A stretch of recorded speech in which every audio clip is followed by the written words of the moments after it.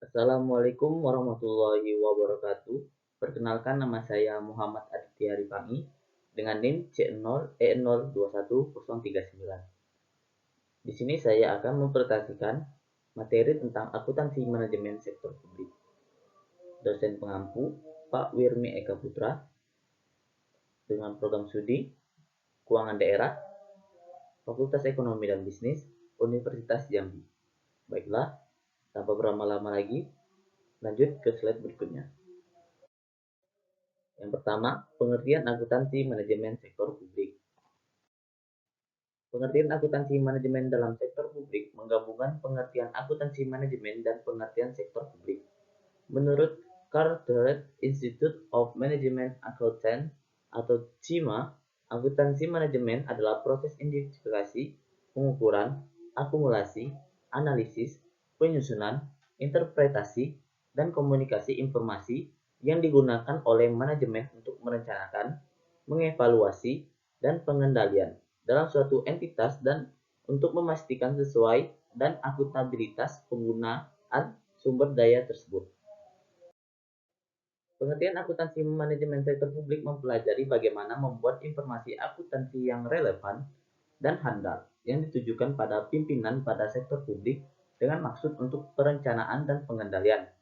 Perencanaan diarahkan kepada hal yang bersifat perencanaan strategik, pemberian informasi, penilaian investasi, dan penganggaran, penentu biaya pelayanan, penilaian kerja, serta pengendalian dijelaskan dalam bentuk pengukuran pencapaian kinerja manajemen dengan cara pencapaian target yang sesuai dengan program yang sudah direncanakan.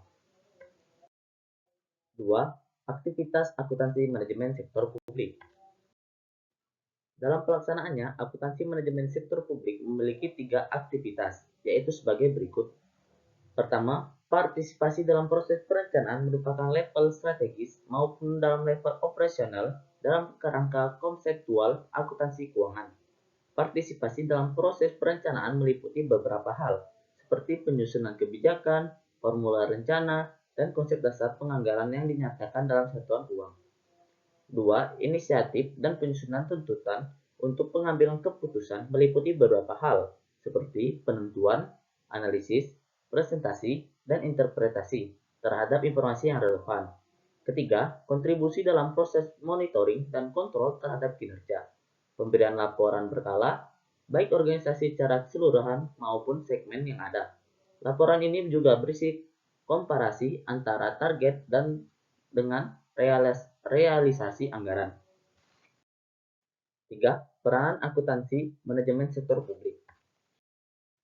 Fokus utama akuntansi manajemen sektor publik adalah menyediakan informasi akuntansi yang akan digunakan dalam melakukan fungsi perencanaan dan pengendalian organisasi. Informasi akuntansi diberikan sebagai alat atau sarana untuk membantu menjalankan fungsi-fungsi manajemen sehingga tujuan organisasi dapat dicapai. Fungsi manajemen seperti perencanaan, koordinasian, pengorganisasian, dan pengendalian tidak dapat dilakukan tanpa informasi yang memadai.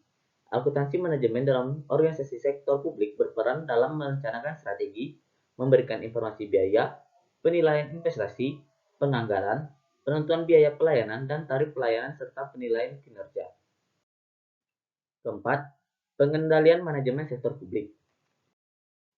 Akuntansi manajemen sektor publik memiliki kaitan erat dengan sistem pengendalian manajemen sektor publik. Pengendalian manajemen sektor publik sebagai pihak yang bertugas mengendalikan dan mengawasi organisasi agar mencapai tujuan dan menghindarkannya dari kesalahan atau kegagalan. Tentu saja, kegagalan itu bisa terjadi karena fungsi manajemen itu sendiri tidak berjalan sebagaimana mestinya. Pengendalian manajemen sektor publik yang ada di Indonesia diterapkan dalam beberapa kelompok, di antaranya pengendalian preventif, pengendalian operasional, dan pengendalian kinerja.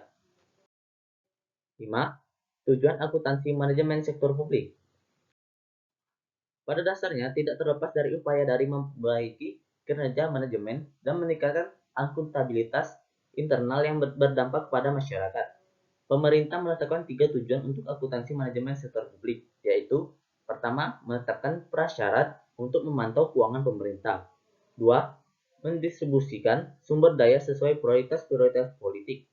3. menciptakan efisiensi yang baik saat menggunakan sumber daya negara. 6. Peranan teknologi dalam akuntansi manajemen sektor publik.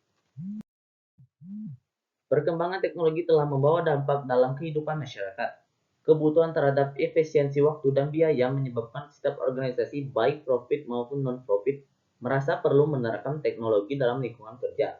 Umumnya, penerapan teknologi dalam sistem informasi organisasi memiliki beberapa peran sebagai berikut. Pertama, minimalkan risiko. Kedua, mengurangi biaya. Ketiga, penambahan nilai. Keempat, menciptakan realitas baru. Itulah akhir dari presentasi dari saya. Bila ada kurangnya saya mohon maaf. Bila taufiq wal hidayah. Wassalamualaikum warahmatullahi wabarakatuh.